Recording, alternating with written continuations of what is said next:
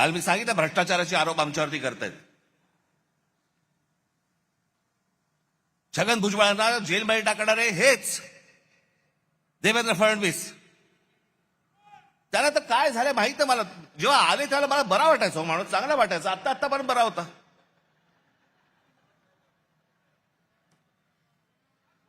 काल मी जो बोललो ना, ती रसमलाई आली होती,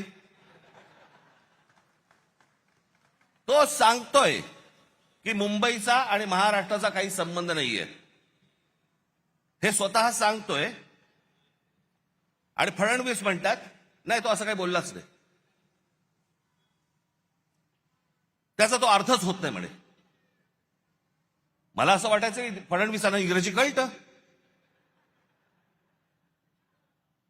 पण कसं आहे, खोटं बोलत राहायचं. त्यांना वाटतं ह्याच्यातनं लोकांना वाटेल की बाबा नाही, खोट्याचं खरं करता येतं. नाही होणार. आता मला आत्ताच सकाळी कोणीतरी त्याची एक क्लिप पाठवली. बरं,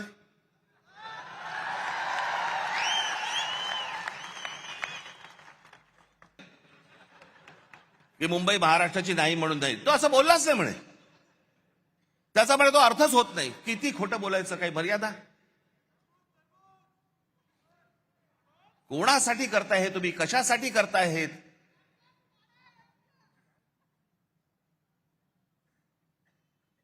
पण मी काल म्हटलं ना, हे फक्त हातावर बसलेले ससाणे होतो. जाऊन फक्त पक्षी मारून आणणे. ससाणा हा फक्त पक्षी मारून आणतो. स्वकीयांचेच फक्त घात करायचे त्यांना. आमचीच लोक आमची वाट लावतायत. आमचीच लोक आमच्या महाराष्ट्राची वाट लावतायत. काल मी त्या गौतम अडाणीचं प्रकरण काढलं. काय मिरच्या झोंबल्या.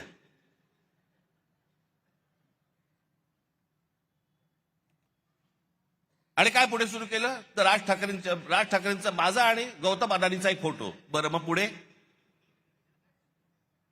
माझ्या घरी गौतम अडाणी येऊन गेला एकदा. माझ्याकडे रतन टाटाही येऊन गेलेत. माझ्याकडे मुकेश अंबानी येऊन गेलेत. माझ्याकडे आनंद महिंद्राही येऊन गेलेत. अनेक उद्योगपती येऊन गेलेत. अनेक फिल्म मधले कलाकार येऊन गेलेत. घरी येऊन गेले म्हणून त्यांची काय पापं झाकायची का मी?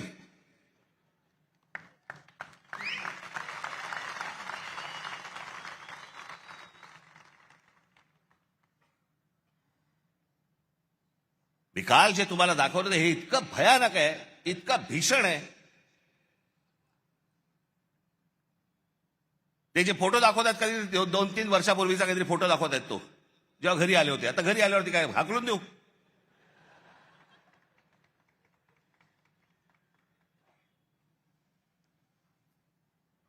ज्या वेळेला या महाराष्ट्रावरती संकट येईल, ज्या वेळेला या मुंबई ठाणा आमच्या शहरांवरती संकट येईल, राज ठाकरे दोस्ती बिस्ती बघणार नाही कुठे.